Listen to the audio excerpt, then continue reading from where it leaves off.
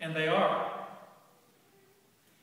It is a lie that what Senate Bill 5 does is necessary because of the economic circumstances we face or the budget shortfalls that we have to deal with.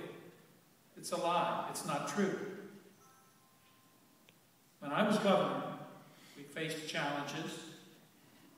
I asked the leaders of the public employee unions to sit down with me, and I explained to them the need. And they weren't excited about it, but they agreed to accept a pay freeze and to accept 10 unpaid furlough days each year for 20 unpaid furlough days. They did it because they were good citizens. They did it because they were concerned about their fellow employees. They did it because they understood that we were facing unprecedented economic challenges because of this deep and lasting recession. They did it because I showed them respect.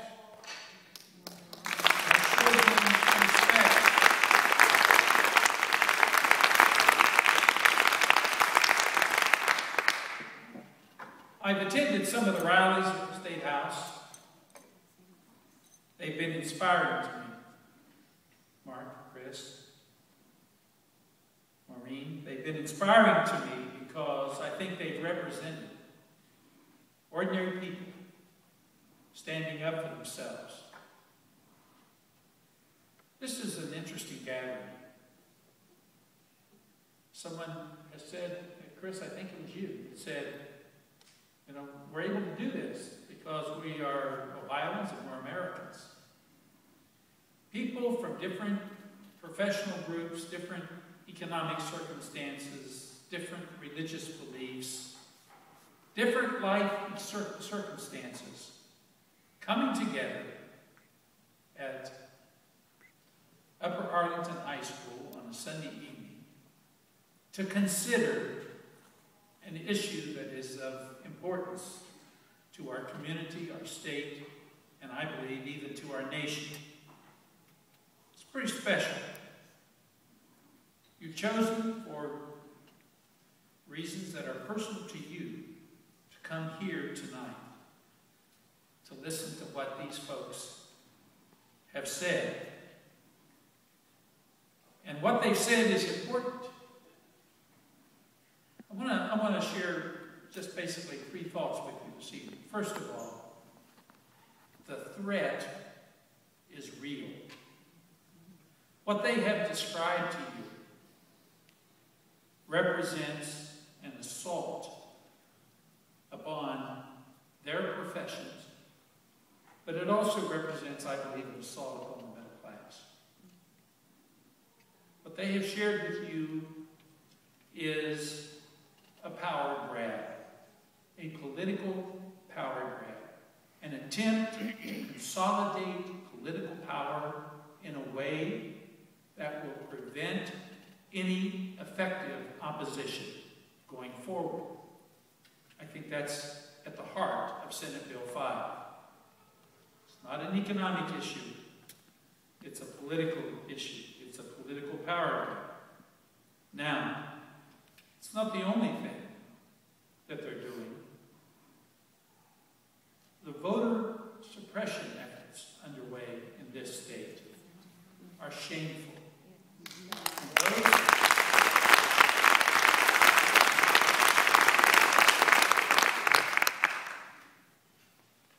We know what's going on, don't we? We know that they want to introduce legislation that will create circumstances that will make it difficult and in some cases impossible for certain individuals and certain groups to vote, to be able to exercise their right to cast the ballot and to vote for the persons of their choice. We know that's what's behind these efforts. Now, they may cloak it in a desire to stop fraud. But we all know that there is minuscule levels of fraud in our voting system. It's not been a problem. When it has surfaced and been identified, it has been dealt with appropriately.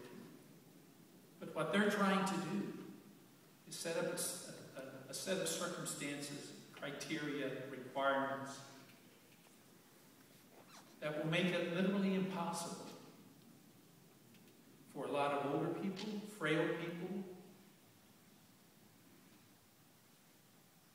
disadvantaged people to be able, as a citizen of this state, to cast their ballot. And that is shameful.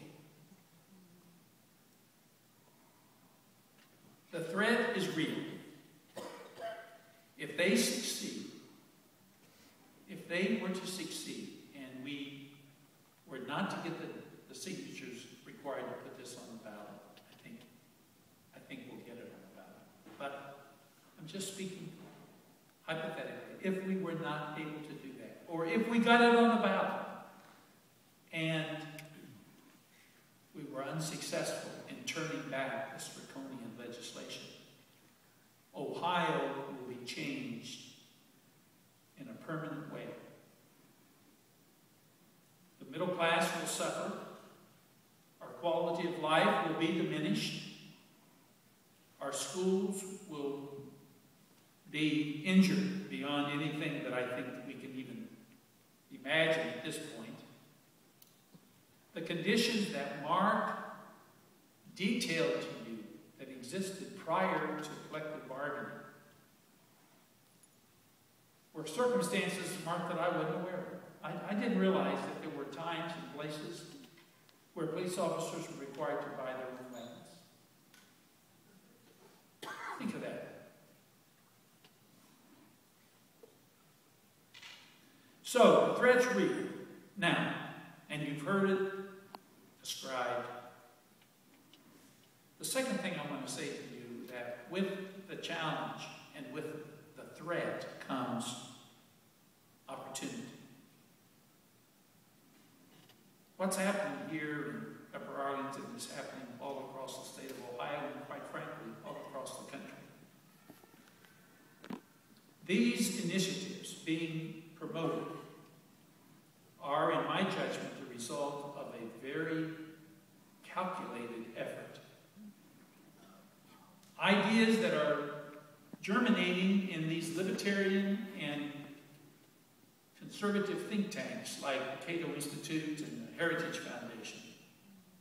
It's not an accident that what's happening in Ohio is happening to one degree or another in Wisconsin and Indiana and Florida and New Jersey and Pennsylvania and other states. This is a result of certain forces and individuals and groups to fundamentally change the character of the United States of America and to alter the balance of power that has existed in our country for quite some time, and quite frankly, the tensions from that balance of power, I think, has enabled us to become as egalitarian as we are as a society. They want to change that fundamentally. But the people of Ohio, I think, are coming to understand what's at stake. It has been said that this is not a partisan issue. It's true that political parties may have different points of view. But fundamentally, this is not a partisan issue. This is not a Democrat versus Republican issue. We're talking about teachers. You know, a lot of teachers are Republicans. We're talking about police officers. A lot of police officers are Republicans. Firefighters. There are Republican firefighters, are there not, Chris? I hope there are some Republicans in this gathering here tonight.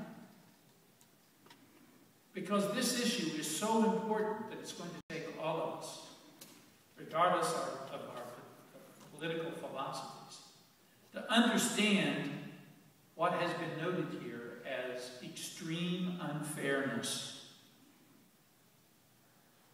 The economy and the recession is not caused by teachers police officers, firefighters, nurses, university teachers.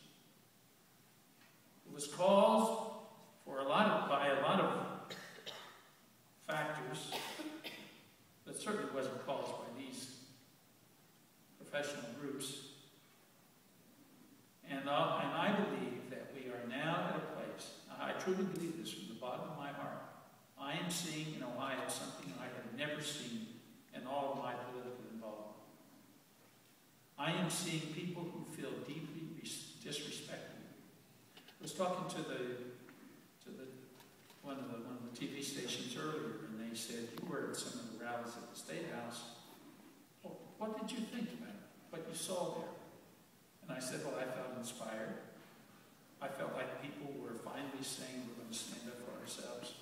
But I also saw and heard deep hurt.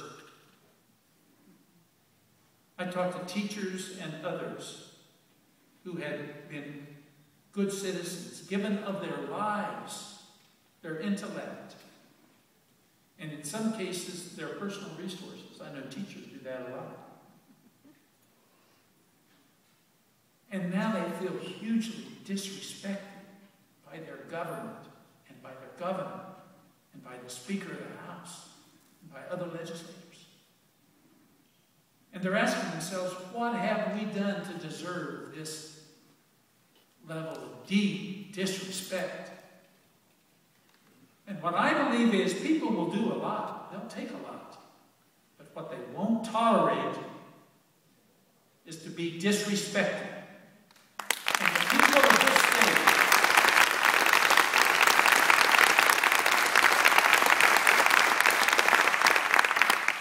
and the hard-working people of this state are being hugely disrespected by this governor and by this legislative leadership. And I believe I'm seeing something that I have never seen, and that's a coming together of people to work in common purpose to turn back Senate Bill 5. Now, the third thing I want to say to you.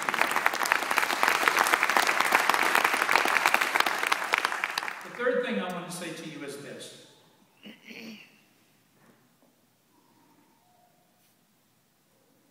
The challenge we face is more serious than a lot of people understand. And it's our responsibility to communicate that. Our way of life will be altered if Senate Bill 5 is not turned back. And so, I'm here to ask you, we're all here to ask you, to please take this seriously, to give of your time and your personal influence, to circulate petitions, certainly sign the petition, but to circulate the petition. They say, you know, we need how many signatures? 231,000. We need 231,000. I think the goal is going to be to get 500,000. You know what I would love? I'd love for them to be able to turn in 1 million signatures.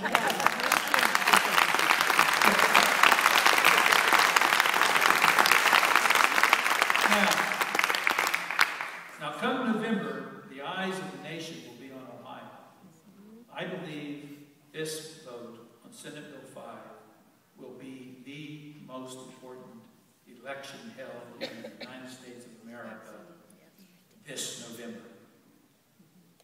And if we can turn back Senate Bill 5, I think it will revitalize something that is precious to us. And that's a committed, engaged electorate that has finally awakened to the threat